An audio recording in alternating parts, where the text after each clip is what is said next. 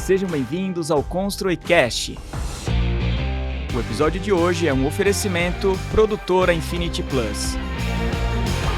Sejam bem-vindos, está no ar mais um episódio do ConstruiCast. Hoje vamos conversar sobre um tema muito importante que é tratamento para madeira. Para falar sobre o assunto, eu recebo um dos maiores especialistas do país. Ele é gerente nacional de uma indústria multinacional com mais de 70 anos de mercado. Seja bem-vindo, Rafael. Olha, agradeço a oportunidade de a gente falar de um tema tão importante que é acabamento e proteção para madeira, desmistificar várias teorias da madeira, como tratar acabamento, como proteger, né, como renovar cada superfície, né, que a gente tem aí sobre madeira. Então, eu acho que a gente vai tentar, nesse episódio, tirar todas as dúvidas aí possíveis que o público tenha sobre acabamento para madeira. Vai ser um bate-papo bem bacana. Rafael, para introduzir um pouco, né, para falar um pouquinho sobre o tema, eu gostaria que você falasse um pouco sobre você, formação e o que te levou, né, para esse mercado. Bacana. Eu tenho 28 anos do setor de tintas, né, atuo há 28 anos, 20 deles na Montana. Né, atuei na área técnica, fui responsável pela área técnica durante 6 anos, depois fui gerente de marketing e comunicação durante mais 6, e há 8 gerencio a área nacional de vendas, né, da unidade de varejo da Montana Química, e que é especializada em acabamento para madeira, desde o tratamento de madeira, madeira em autoclave, madeira tratada, pinos, eucalipto, né, as madeiras engenheiradas que a gente vê na construção civil já, até a parte de tratamento e acabamento também para madeiras que vão para a indústria moveleira. Então a gente já trouxe para o Brasil a pintura em vidro, as lacas, toda essa parte de acabamento, e essa do varejo que cuida de toda a parte de acabamento para madeira, então os vernizes, né, as renovações, os removedores de tinta, tudo que se prepara, que dá acabamento e depois que renova essa madeira, né, essa é a nossa especialidade. Agora, dando continuidade, qual a diferença entre stain e verniz? Bacana. Essa é uma pergunta recorrente porque o stain é um conceito americano, né, que nos Estados Unidos se utiliza muito stain como acabamento para madeira e não se utiliza verniz. Essa é a diferença clássica, é quando a gente observa uma madeira, por exemplo, o acabamento para madeira num stain, ele dá o efeito mais natural dessa madeira. Então você consegue enxergar essa madeira, ver os veios dela e não formar aquela película rígida que o verniz forma. Isso aqui seria base d'água, é isso? Esse é um base água, mas eu tenho também na mesma solução base solvente. A característica é muito parecida, tá? Quando a gente olha um verniz, ele é um formador de filme. Então, sua proteção se dá pela essa formação de película. Já o stain, ele penetra na fibra da madeira e nutre ela com fungicida. Tanto é que o Osmocolor Stain, ele tem registro no IBAMA. Então, o IBAMA classifica ele como preservativo de madeira. Mas o verniz, ele dá uma proteção maior ou não? Ele dá igual dependendo do verniz. A diferença é acabamento final. Então, um verniz, ele vai criar uma película, um filme. Então, você tem uma película protetora, um filme bem espesso, dependendo do acabamento.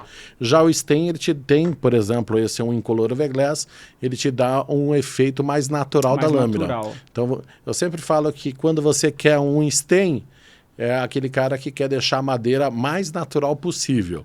Então, o Osmocolor Stain, ele vai ser a melhor uso para ele.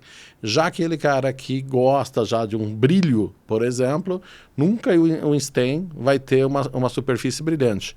Stain nunca é brilhante, no máximo é acetinada. Stain nunca é brilhante, é importante. Então, isso, nunca é brilhante. Tem brilho, não é stain. Não tem, já é um verniz. E a segunda característica é, ao longo do tempo, como ele esmaece, ou ele morre, por exemplo, né? Um verniz, ao longo do tempo, a película dele, a madeira vai trabalhando, a madeira higroscópica, ela absorve umidade, então ao longo do tempo ela vai se movimentando, aquele filme fica rígido e trinca. Então a morte de um verniz, ele se dá pelo trincamento dessa película. Então há um trincamento e um desplacamento do filme. Então, é só um ponto. Então, quando você tem esse risco, esse desplacamento, a probabilidade de penetrar água é muito grande, e estragar essa madeira. É isso aí. Por isso que a gente sempre recomenda, né, tanto para um verniz, tanto para o stain, o acabamento dos 6 lados da peça. Então, todas as peças, quando forem aplicadas, quando você tem, a gente chama de encapsulamento da peça, uma proteção dessa peça de todos os lados, você tem um aumento na durabilidade do acabamento. Por quê? Porque você elimina que entre umidade nessa peça. E aí, entrando só mostrando a diferença de uma morte, por exemplo, de um verniz ou de um stain, como ele vai se desgastando ao longo do tempo. O verniz há um trincamento e um desplacamento dessa peça. Já um stain, o que acontece? Ele vai esmaecendo. O que é isso? Ele vai película por película se transformando em pó. Ele vai saindo da peça por erosão. Então, Entendi. Sabe quando você vai numa parede e ela está calcinada? Então o stain faz a mesma coisa. Você limpa a superfície e pinta novamente. Você não precisa remover. Parece um pouco aquela corrosão de casa de praia? Sim, ele vai realmente saindo o seu filme, e isso facilita muito, muito, muito a sua manutenção. Nas duas situações eu preciso usar seladora ou não? Algum tempo atrás, quando o Hotel Fasano foi inaugurado, ele tinha uma fachada de 630 metros quadrados de IP, né? Um IP tabaco, uma madeira bastante importante, né? E precisaria de um produto que facilitasse o dia a dia. Porque um hotel de primeira linha, numa manutenção, imagine uma fachada daquela, você parar com andaimes e lixar, remover e depois dar acabamento. Então, naquela obra se utilizou stain. Por quê? Porque isso facilitaria demasiadamente a manutenção. Bastaria uma limpeza superficial e aplicação de mais uma demão, mais uma ou duas demãos, fazendo uma manutenção preventiva e sempre mantendo a fachada perfeita ao longo do tempo. E aí você tem um tempo de recorrência de demão, por exemplo, para eu proteger eu preciso fazer essa aplicação a cada 2 anos, a cada 3, a cada 5? Vai depender da quantidade de sol que ela recebe. Então eu sempre falo que o fator de filtro solar é que interfere a durabilidade. Eu estava brincando um pouquinho antes aqui falando de se eu for à praia. Então a madeira é um ser vivo. Quando eu vou à praia, eu que sou branquinho, preciso passar uma camada, um fator 50 de proteção ultravioleta. Então isso é, quando você olhar a sua madeira, você olha a intensidade de sol que ela recebe. Então, dependendo da intensidade que ela tiver, por exemplo, um deck de piscina, sol a pino, que recebe de manhã à tarde sol, a quantidade de filtro solar deve ser maior. E aí você precisa ter uma manutenção mais frequente naquela área. Já uma área interna ou externa de baixa exposição, que recebe, por exemplo, sol só no período da manhã, a durabilidade daquele acabamento vai ser muito maior, porque a quantidade de sol, né, que essa peça recebe é muito menor. Mesmo um exemplo, estava até dando um exemplo dessa madeira, por exemplo, eu pego essa madeira aqui que ela está com a característica mais natural, né? Entende-se que ela tem um fator de menor proteção, eu diria. Sim. Né? Em relação a essa outra que tem um fator de proteção maior. Bacana. Se eu passo um exemplo, eu passo 2 demãos, dessa ela fica com uma camada, né? E eu passo 4 dessa, eu não vou ter o mesmo tipo de proteção ou não? Ou isso não interfere? Boa pergunta, adoro essa pergunta, porque essa aqui vou te confessar que foi a primeira vez que alguém perguntou desse jeito e eu gostei, porque isso fala da quantidade de filtro solar colocado. O ideal é sempre olhar o que o fabricante se pede. Então, no ambiente externo se pede 3 demãos. Então, isso é bastante importante entre intervalos mínimo, de demãos, né? Mas pode passar mais isso, também. 4 demãos eu acho que é o máximo suficiente para ter uma durabilidade. O que a gente vê, e aí eu vou entrar, depois a gente entra no acabamento, mas falar de estética, né? Quando a gente olha, por exemplo, e aí vê isso que você falou, né? Eu tenho aqui uma versão de um produto que é bastante famoso no mercado, que é o verniz marítimo. Então, o marítimo ele tem um conceito muito bacana, mas ele tem uma característica de baixa concentração de filtro solar. Mesmo que eu dê 5 demãos, a concentração melhora, mas também não é gigantesca. Quando eu pego, por exemplo, um osmotol, que é um produto de alta performance, então os vernizes são características de alta performance, você tem 7 vezes mais filtro solar. 7 vezes 7 mais. vezes mais filtro solar que um marítimo. Então, o que acontece? Essa solução ele vai amarelar muito mais a peça, tá vendo? Então, muito mais amarelada e menos amarelada. Eu perco a originalidade da peça. Isso. Numa madeira clara, você vai enxergar essa diferença mais gritante. Numa madeira escura, essa diferença cai muito. Sempre o verniz ou stain, ele vai trabalhar com um filme de trás. Então, ele é semi-transparente, então ele vai trabalhar com a madeira que está para trás. Então, se a madeira for mais escura, você não sente tanto essa diferença. Mas nas madeiras claras, sim. E aí que eu entro a provocação para quem está fazendo uma especificação numa obra, fazendo uma especificação no acabamento. Lembrando que se eu tenho uma madeira que toma muito sol, mas eu quero, e ela é mais clara, e eu quero manter essa característica, eu vou ter que fazer uma manutenção muito mais frequente. A cada 1 ano, dependendo, 1 ano e meio, mas muito mais frequente do que uma camada como essa, que é a durabilidade de 6 anos. Entendi. Então, o que acontece? E aí eu falo para os arquitetos, nós temos que olhar o que a gente quer, estética ou nós queremos durabilidade. Então, porque naquela camada, não adianta, eu vou precisar usar um produto com maior concentração de filtro solar. Então, os vernizes têm como característica o que amarela essa parte chama óxido de ferro. Então, essa é a proteção e a concentração de filtro solar. Então, quanto maior for, ele vai mais escurecer. Então, para retrofit, por exemplo, esse não funciona tão bem. Sim, se for uma área externa. Então, mas quando você usa esse, você tende a perder aquela originalidade, Isso. né? Aí nós temos uma outra solução, que é o incolor UV Glass. O que acontece com o incolor UV Glass? O incolor UV Glass, ele tem uma ultravioleta, que é uma proteção UV, sem alterar a cor natural da madeira. Só que é um ultravioleta que chama inibidor UV. Aí eu já trabalho uma tecnologia muito mais moderna, só que eu preciso daí sim das 4 demãos que nem você falou. Né? E a durabilidade não vai chegar a isso, tá? Não vai chegar a isso. Assim, eu preciso trabalhar, reduzir um pouco... Um pouco a durabilidade em questão da estética. Né? Agora, lembrando, isso para madeira clara faz muito sentido.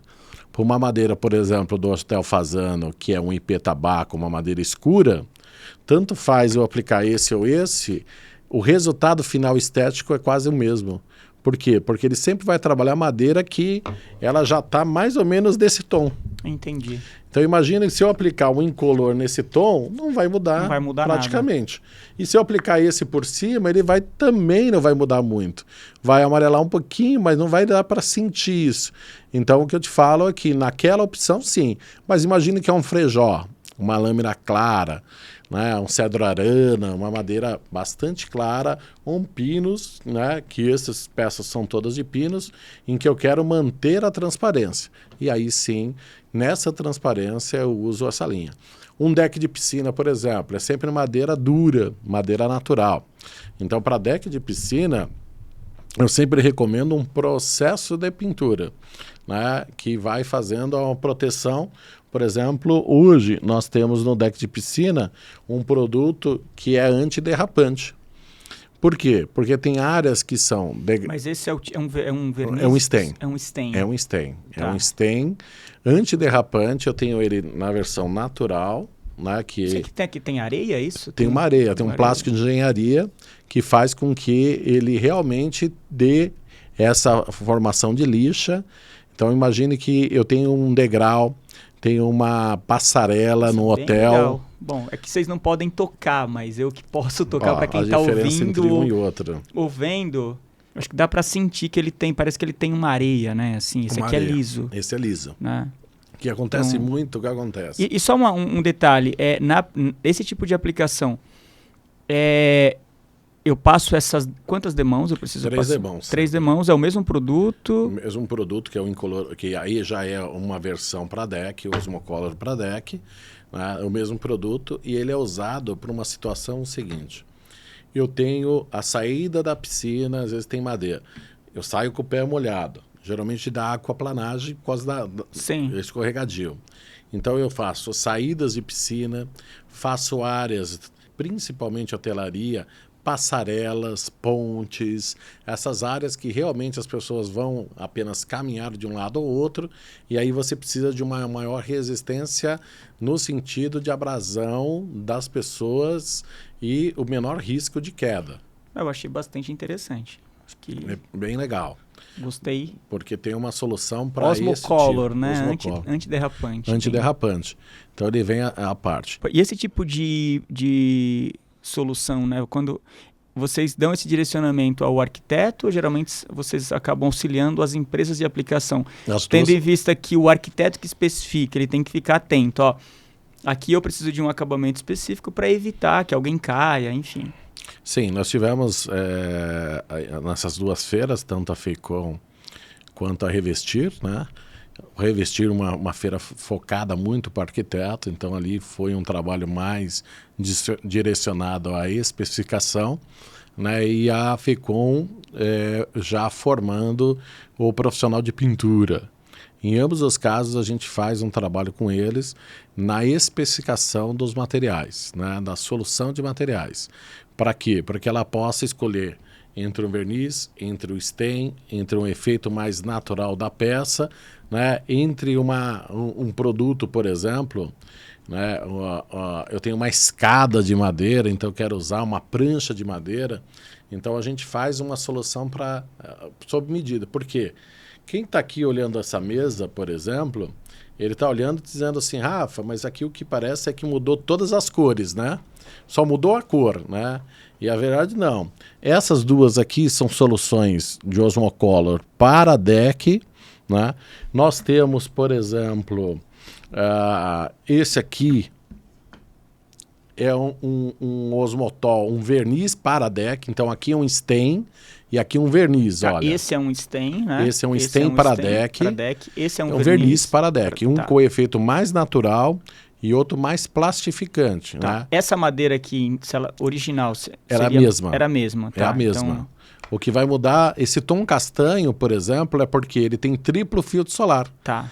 Então ele tem também um aditivo anti-adesão de sujeira, que faz com que essa área que está alpino, né, ela está só alpino, ela está no horizontal, normalmente acumula mais sujeira, então ela tem a maior facilidade de limpeza, né, que você consegue limpar ela com maior facilidade. E aqui, só uma adenda, vocês têm outras soluções, né, de Sim. cores também, né? Para deck, só o IP, tá, isso aqui, natural e castanho. São 3 soluções de cores para decks de piscina. Ó, são um pouco parecidas, né, mas você percebe que esteticamente são diferentes. São diferentes. E o que a gente sempre recomenda é a aplicação dos 6 lados da madeira, você corrigir aquele buraquinho de prego, né? Aquele buraquinho de prego que está lá.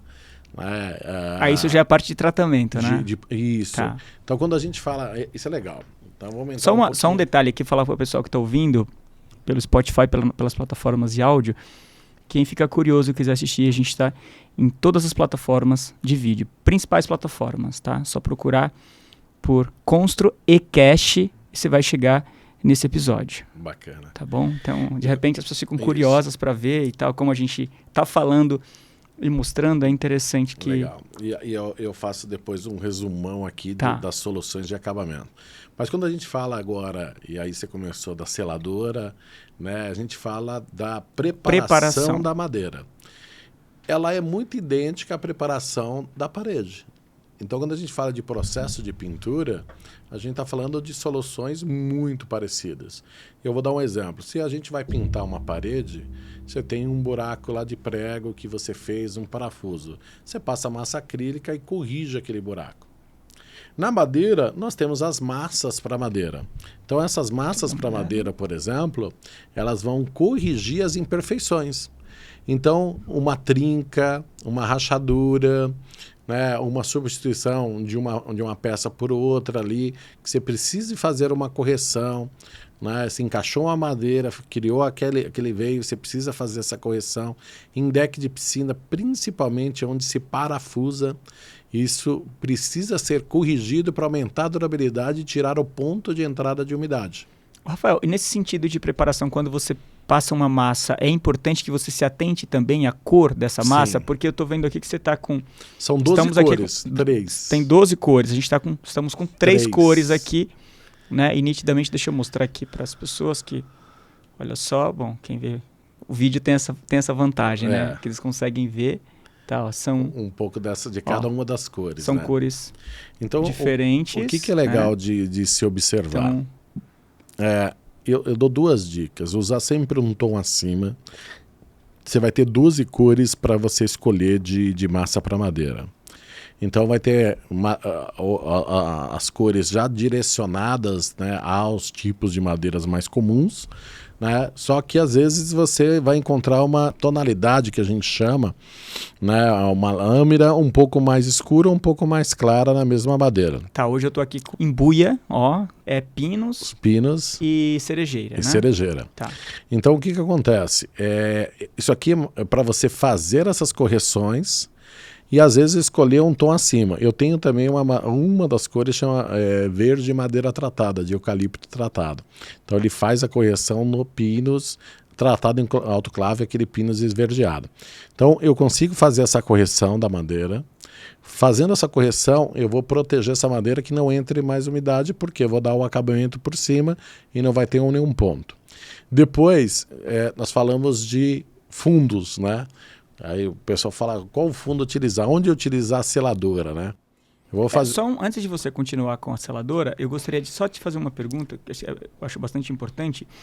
Para você manter essa qualidade de acabamento, no caso, você vai precisar lixar, né? Sim, tá. sim. E geralmente, qual que é a lixa final? Você começa com uma lixa mais grossa e qual final, né? A numeração final. Eu falo que uma 320 é o suficiente para você ter um acabamento bastante importante para madeira. Tá. Né? Você pode começar com 150, 180, 220. E finalizar. E 320 no máximo. Tá ótimo. Tá? Então vai depender se uma madeira é mais mole, né, ou uma madeira mais dura. A madeira mais dura, ela vai dar melhor acabamento porque ela arrepia menos, que a gente fala, né? Sim. Você dá o acabamento, ela arrepia um pouco menos.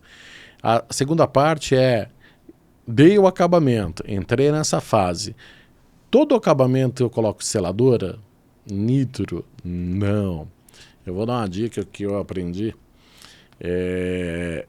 Eu brinco, eu faço um sinônimo que... E antes da seladora ainda, desculpa te interromper de novo. Esse processo de limpeza também é muito importante, por conta do pó que fica? Sim, mas é muito simples, é só passar o pincel ou um pano, é o suficiente. Não é nada contaminante, tá? Então, é mais para você fazer essa preparação antes do acabamento.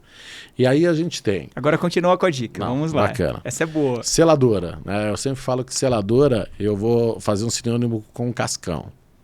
Por que o cascão? O cascão não pode com a área externa, né? Quando chove, né? Então, seladora não pode nem com o sol e nem com a chuva. Então, ela não pode com a área externa.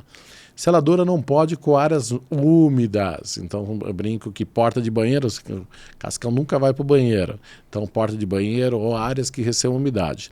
A seladora é muito utilizado, né, quando você quer fechar o poro da madeira, quando você quer deixar ela o mais natural possível, para você dar um acabamento, por exemplo, às vezes num verniz que a gente chama de poro fechado. Ó.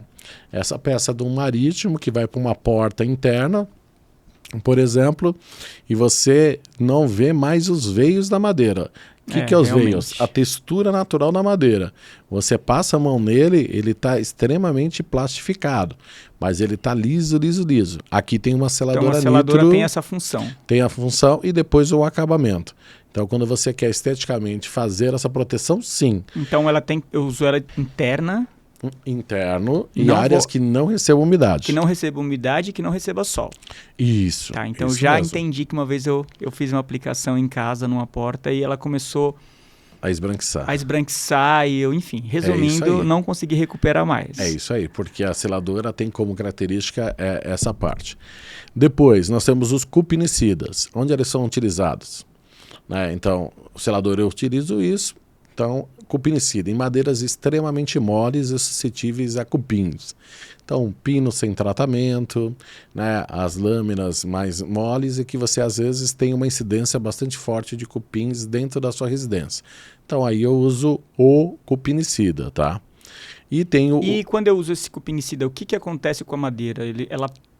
Você consegue manter a naturalidade? Naturalidade. O que vai acontecer é que quando eu aplico o cupinicida de todos os lados, o solvente ele vai evaporar e vai deixar a cipermetrina, que é o ingrediente ativo que vai proteger a madeira contra cupins, Isso brocas e formigas. Interno ou externo? Interno ou externo. Ótimo. Porque depois eu vou dar o acabamento sobre ele, né? Então, geralmente, eu aplico ele direto. E quando for a madeira muito resinosa, no caso só dos steins, ou meio que vernizes internos, né? O que é madeira resinosa? Um ipê-tabaco, né? Um cumaru, são madeiras geralmente que tem resinas, óleos e tilos, que quando vai para o acabamento migra. Então quem está assistindo o nosso já pode pegar. Sabe quando você pinta aquele forro de branco e no nó fica todo amarelinho? É isso.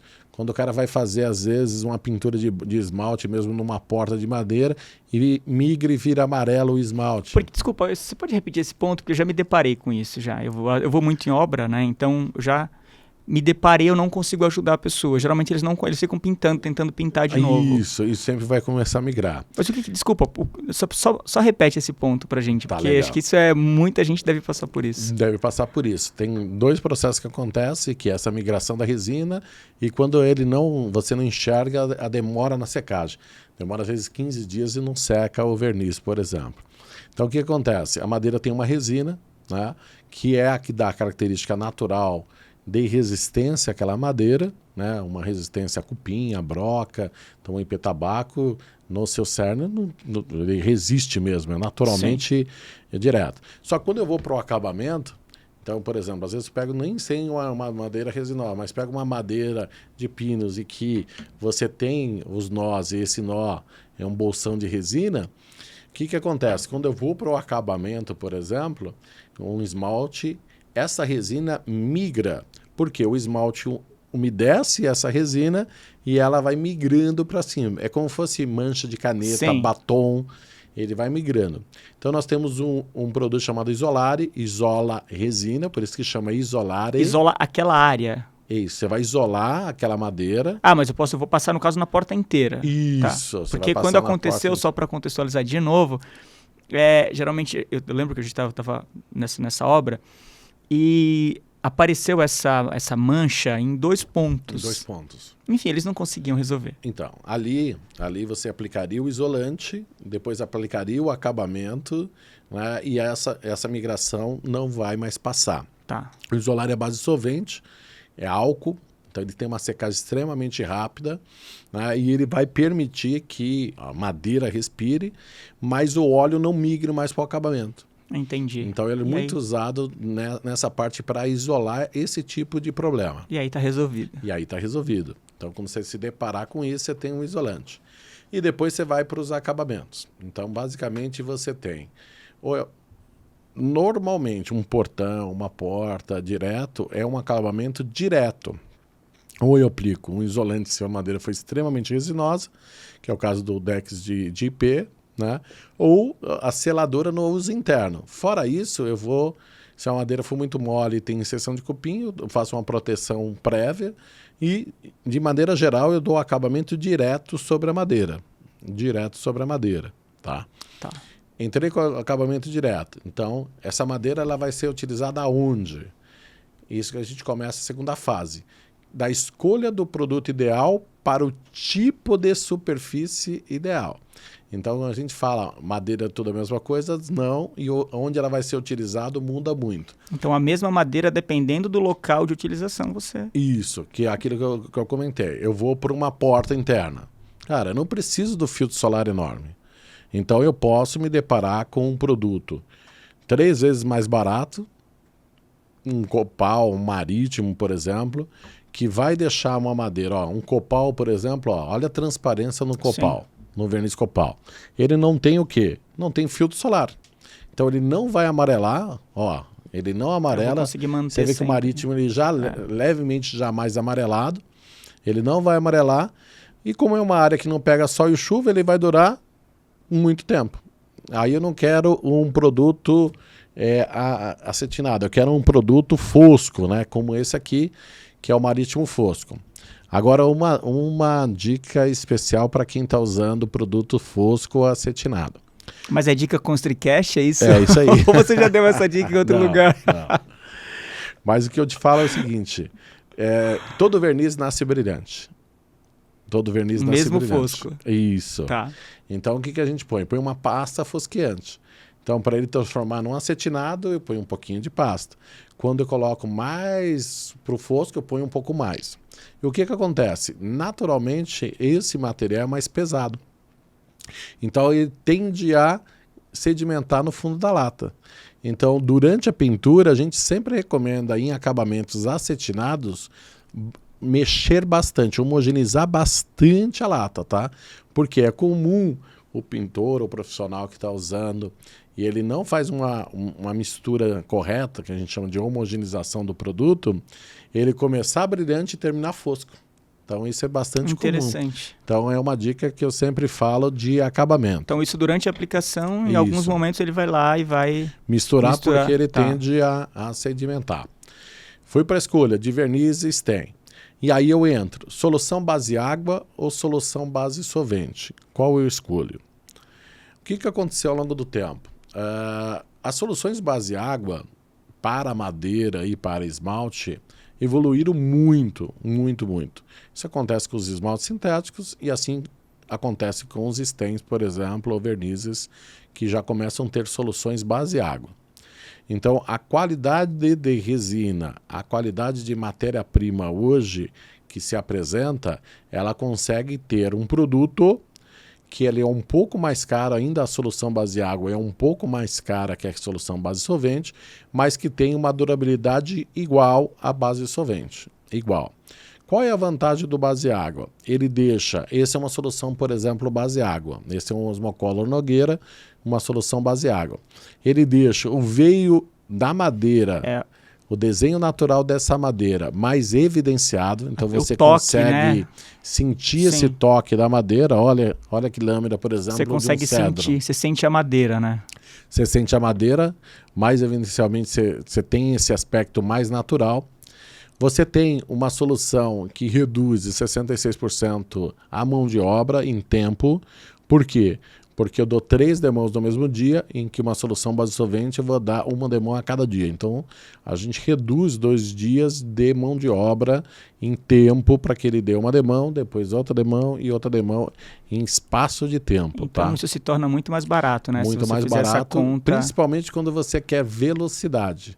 Eu tenho mais pressa de fazer a entrega, né? E eu tenho problema de secagem.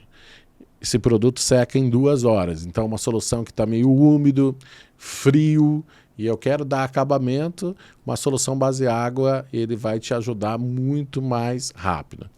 Aonde que eu falo que a solução base solvente é melhor? Em áreas em que o filme é muito grande. Tipo, eu vou pintar aquele do fazano muito grande, uma área muito grande e é colorido. Como o produto seca muito rápido, o profissional que estiver pintando, ele não pode parar para atender telefone e tudo mais. Ele tem que continuar e terminar. Por quê? Ele vai secar muito mais rápido que a solução base solvente. A solução base solvente ele seca mais lento, mas permite que eu penteie mais a peça. A solução base água, eu vou ter que ser mais rápido, né, e contínuo na minha pintura. Porém, hotelarias, restaurantes, né, áreas que você tem que pintar num dia e liberar no outro. Eu estava no outro final de semana, um pessoal também de carpintaria fazendo dentro de uma solução de ripados no escritório de arquitetura, fazendo ripados de madeira. E era domingo. Então eles estavam pintando com uma solução base água e no outro dia ia entrar todo o escritório para trabalhar. Perfeito. Tranquilo. Não vai sentir cheiro, não vai sentir nada. Eu quero dar 3 demãos, 2 demãos no mesmo dia. estava pintando. Então, essa solução ela ajuda muito essa questão de time, tempo. Rafael, e nesse sentido, né, que eu acho que quem está tendo a oportunidade de ouvir ou assistir esse podcast está aprendendo bastante, né, principalmente, né, acho que na questão, principalmente na importância de ser profissional, né, de ter treinamento. Como que é o treinamento, assim, como que você entende que o mercado, se o mercado está preparado ou não? Bacana. Tá? Como que você, né, que é do dia a dia, você acha que os profissionais eles estão aptos, estão treinados? Ó, o profissional de pintura ele evoluiu bastante. Nós estamos falando, esse ano, a Associação Brasileira do Pintor Profissional vai completar 7 anos, com mais de 10 mil pintores cadastrados dentro da associação. As indústrias têm se esforçado junto com as lojas, que são os nossos parceiros e os campos, de evoluir nos treinamentos para pintores, né? Então há um treinamento e uma melhora da qualificação dessa mão de obra, né? Então os treinamentos eles têm sido feitos dentro das lojas ou mesmo dentro da indústria. Tem o Clube da Madeira, que é um espaço dentro da fábrica dedicado com equipamentos até de pinturas, sistemas bancadas para que vocês possam aplicar produtos, para que realmente aquele profissional saia mais qualificado do que entrou. Fora isso, entrou também umas modalidades de treinamento online. Então, há muito treinamento online para distâncias muito longas, né? Porque às vezes as pessoas estão muito longe. Quando a gente fala de capital, é muito mais fácil. E como que tem sido a adesão, Rafael, desse presencial e do online? Por exemplo, quanto tempo dura um treinamento desse ali para, pelo menos esse treinamento básico ali, para que a pessoa aprenda pelo menos esse básico da importância desse tratamento, enfim? O básico é de um dia, né? No presencial. Tá. Então ele vai de manhã, recebe toda a parte teórica, né? E no período da tarde ele aplica, no período da manhã para a tarde ele aplica todos os produtos, né? Porque aí ele vai entender a diferença de base água, base solvente, selador, isolante, depois os removedores. Tipo de aplicação, né? Isso, tipo de aplicação. No online, ele acaba sendo em 3 módulos, né? Que a gente fala que é preparação da madeira, então como a gente prepara essa madeira, depois como a gente escolhe o acabamento para essa madeira, então as diferenças de vernizes e a diferença. O que seria a preparação?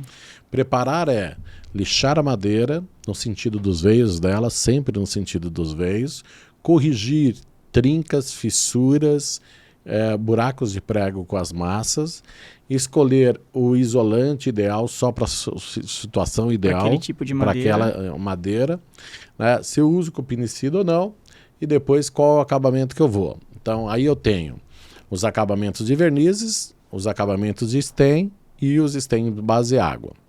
Então nos vernizes começa com copal, e aí o que vai dessa ordem aqui? É o filtro solar, aquela proteção no filtro solar. Então começa com copal, depois o marítimo, depois o verniz tingidor. Tá. O verniz tingidor nada mais é que o marítimo colorido. Olha que doido. Marítimo colorido. Aí chamou verniz tingidor. Tá. Né? Depois eu venho com um triplo filtro solar e o mais moderno de todos, que é o alta performance, né? Que é o verniz de alta performance. Hoje, no top de mercado, nós estamos falando de top de mercado para uma área que você quer um portão, que você quer uma durabilidade, uma esquadria, uma tabeira, né? Aquelas áreas que você... decks de piscina, né? Guarda-corpos. Então, são situações em que a durabilidade ele precisa ser maior. Então, eu opto por esse tipo de acabamento. Não, é muito bonito, por sinal, né? Isso, muito bonito. E aí depois eu entro para renovação. Então é preparação... É preparação, acabamento e Tá, renovação. tá. O que é renovação? Eu vou lá e preciso fazer uma renovação naquela superfície. Então, como a gente falou anteriormente, nós estávamos com a obra ali na Estação da Luz, né, e precisava fazer uma restauração para tirar aquela tinta antiga até da parede. Tá. Então nós temos um removedor, né, que é um nome bastante sugestivo, striptease, que ele remove Striptease, gostei do nome. que ele remove bem a tinta, né, da parede, da superfície e tudo mais. Então ele remove, tira essa tinta antiga e aí eu parto para o acabamento. Então eu tive o prazer de subir na estação, andar por cima dela mesmo, lanternim. Então todo aquele lanternim, que é a parte frontal das duas áreas, é um acabamento de osmocola e todo o forro interno da estação é osmocola. E esse projeto você fez a consultoria? Sim,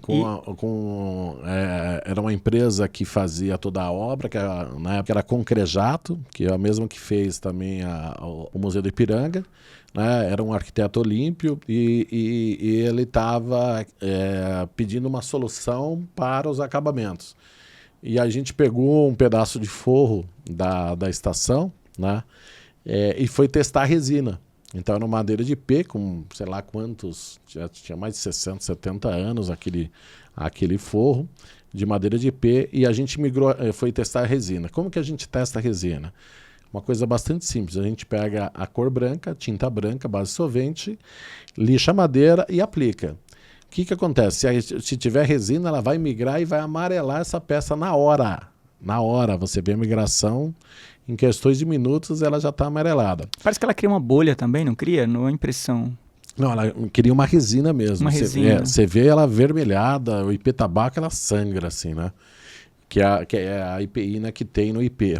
E aí o que acontece? Nesse caso aqui, a gente partiu para o isolante para aumentar a durabilidade, né, do acabamento e partimos por uma cor sólida. No caso ali era uma cor sólida, de um stain cor sólida que eles queriam, que é um amarelinho no forro, né? Então foi feito todo o acabamento do forro, né? E do lanternim foi um marrom bastante escuro, que era essa parte. Então a renovação é quando eu utilizo os removedores, né, para restaurar a superfície anterior. Então eu tenho um removedor para deck e tenho um removedor para multisuperfície. Removo hoje, o striptease remove textura acrílica, grafiato, granilite, então quartzo. Então imagina que você tem aquela textura antiga, um grafiato, você quer tirar aquele acabamento. Então você pode, Hotel Glória do Rio de Janeiro inteiro, foi feito, toda a fachada também foi removida, né? Então é um produto que ele vai remover e restaurar esse acabamento, que você tem uma dificuldade muito grande para chegar e depois dar a solução do outro acabamento. Rafael, nessa questão de renovação, né? Acho que eu vou chamar agora de retrofit, né? Enfim, tem cases aí que é a Estação da Luz, o próprio Museu do Ipiranga.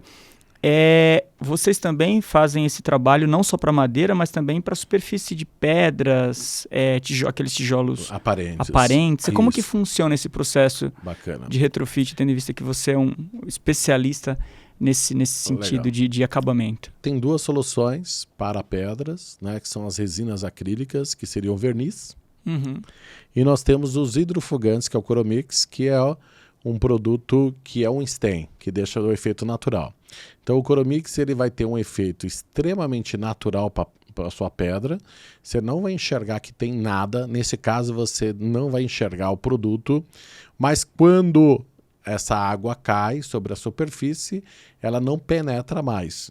Então, para aquela superfície que quer aumentar a durabilidade do substrato, a pedra, o tijolo aparente, né, toda a superfície que tenha, né, basicamente o composto de pedra, a sílica, né, que é o composto da pedra, sim, ele vai estar reagindo com a sílica. Então, diferente de uma tinta que é uma decomposição, ele muda a cadeia de carbono e muda a reação. Ele forma uma reação hidrorrepelente, não óleo repelente, mas hidrorrepelente. Então, a água não penetra mais nessa superfície. Isso faz com que ele tenha dois efeitos.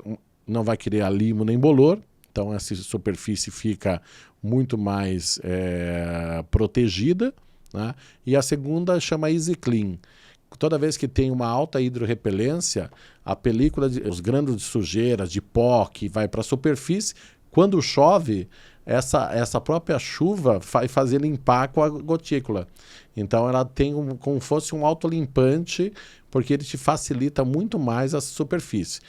O ideal, esse produto diferente do acabamento, todo o acabamento aqui a gente chama película úmida sobre seca, né, que é pintar uma superfície úmida sobre seca. No Coromix é úmido sob úmido, porque como ele seca muito rápido, abaixo de 30 minutos eu tenho que dar a segunda demão. Se eu passar isso, eu vou dar a segunda demão e ele já dá hidrorrepelência. Então você tem que ter de fato também um treinamento específico. Um treinamento bastante simples, é só o tempo de secagem. Você aplica com um costal, você aplica por imersão, você aplica em telhas de concreto. E dependendo da área de aplicação, água, por exemplo, se tiver incidência de sol, alguma coisa, também você tem Sim, que tomar um cuidado muito maior. Da manhã, ou você faz uma aplicação em menor tempo. Rafael, e como que funciona esse processo de direcionamento, né, junto aos arquitetos? Porque o arquiteto, tudo bem, ele especifica, aí a indústria vai, testa, legal, funciona. E como que é esse processo depois ali, no processo de formação dos profissionais, né? Bacana. Como que está esse cenário? Eu acho que tem dois relacionamentos bastante importantes que a gente tem que estar muito aberto. É que as indústrias, de maneira geral, elas estão abertas aos arquitetos para orientação, né, nas nossas especialidades, né, de acabamentos que eles possam colocar dentro da obra. A gente sabe que é um desafio muito grande, tanto para o arquiteto, né, a quantidade de materiais, a quantidade de revestimentos, ter um conhecimento bastante profundo de cada etapa. Então, às vezes, ele sabe que é um verniz stain, mas não sabe a diferença que tem um stain para decks, que tem um verniz para pisos, escadas e outras superfícies que tem resistência a risco, que é totalmente diferente. Então, quer dizer, eu tenho uma solução que está aqui dentro dessa mesa que não é tudo igual. Eu tenho um base água, um base solvente, com filtro solar, sem filtro solar. Então, quer dizer, eu tenho vários tipos de vernizes. Então, a Montana e as indústrias, de maneira geral, eles têm como característica, né, o 08000 agora, né, os canais, tanto das redes sociais, que tem um corpo técnico que normalmente faz até especificação em obras. Então, só que assim, quando você faz essa especificação em obra, tudo bem, ali você tem o apoio, né? Quando esse arquiteto está especificando. Sim. Né? Tudo bem. Agora, o que me preocupa, na verdade, do outro lado, visitando as obras, é de fato essa questão da formação mesmo, né, desses profissionais, né? O que você traz hoje de número, né, que vocês estão formando, né, enfim, junto aí com outras indústrias? O mercado de tintas é um mercado bastante grande. Ele é o 5º maior mercado de tintas do mundo, né? Nós estamos só atrás da Alemanha e por projeções da própria Abrafat, eu acredito que nos próximos anos a gente chegue em 4º maior mercado de tintas do mundo. Nós temos aí, dentro do setor, 138 mil lojas de materiais de construção, que 63% tem tintas dentro dos seus ambientes. Nós temos 12 mil lojas de tintas especialistas, 2 mil indústrias de tintas. Então, quer dizer, nós temos indústrias de tintas regionais, nacionais, né, e multinacionais em sua composição, cada um com as suas especialidades. E nós temos também em torno de 1.200.000 pintores. Incrível que pareça, 8% já são mulheres, tá?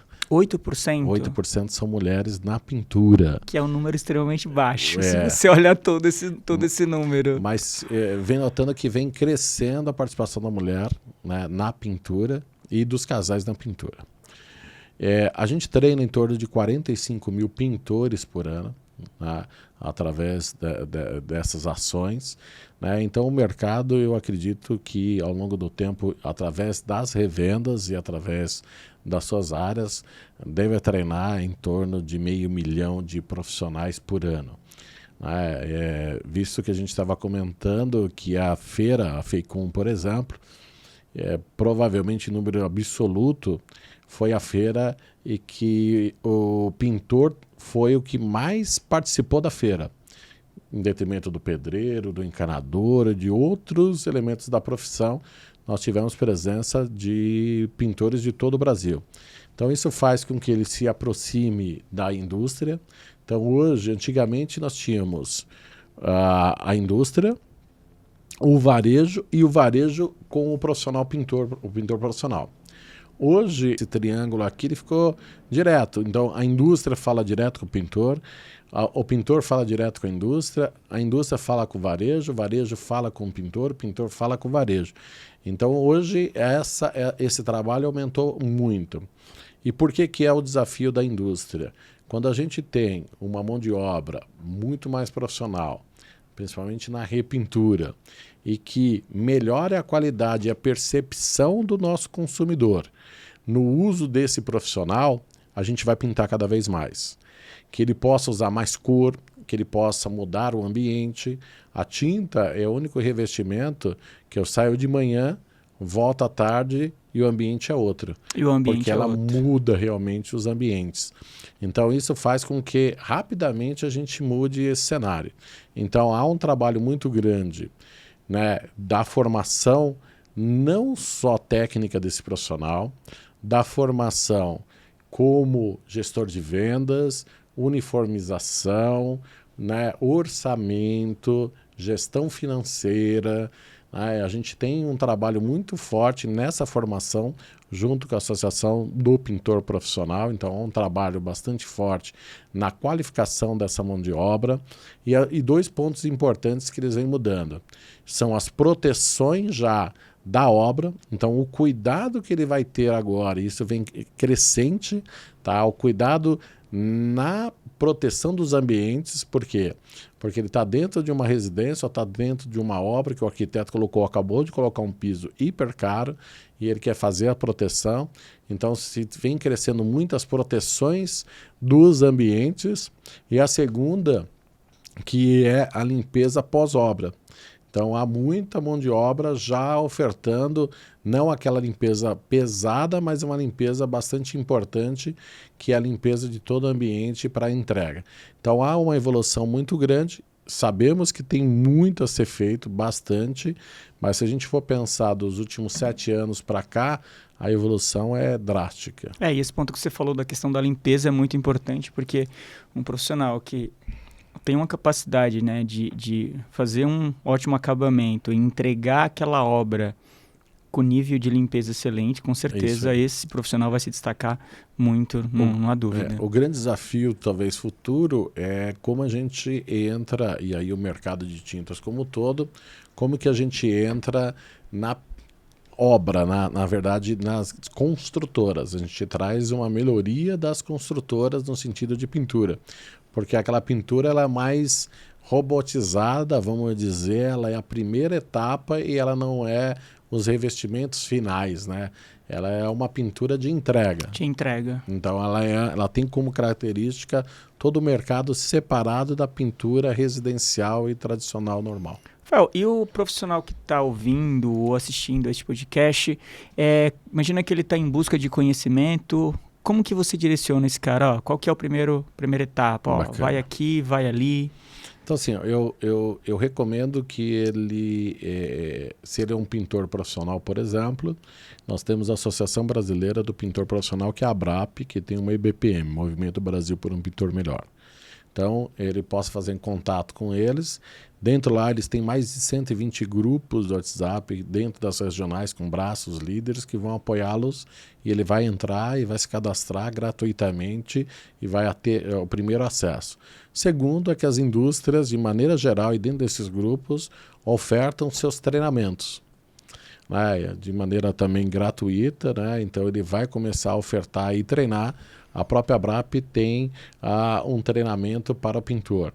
E hoje tem muitas indústrias também trazendo as universidades de pintura, né? Então hoje tanto a indústria de tintas como o próprio Senai tem um curso de formação acadêmica de pintor profissional. Então o mercado ele vem crescendo nessa etapa de formação desse pintor residencial. Então hoje, ele tendo já acesso à ABRAP, ele vai ter acesso aos grupos, aos braços e tudo mais. Então o conhecimento não tem. Então eu acho que tem os veículos de trade, que são os veículos do setor de tintas, também com seus apps que ele tem acesso na palma da mão. Ah, bacana. Então, de fato, o mercado ele tem bastante informação. E isso faz com que a gente melhore essa relação do que se passa e o que ele tem. O Rafael, e antes da gente encerrar o nosso episódio, tem um ponto que você gostaria de dar destaque aqui neste episódio? Não fique com dúvida, né? As pessoas que estão aí entrem em contato conosco, né? Ou com o mercado de maneira geral.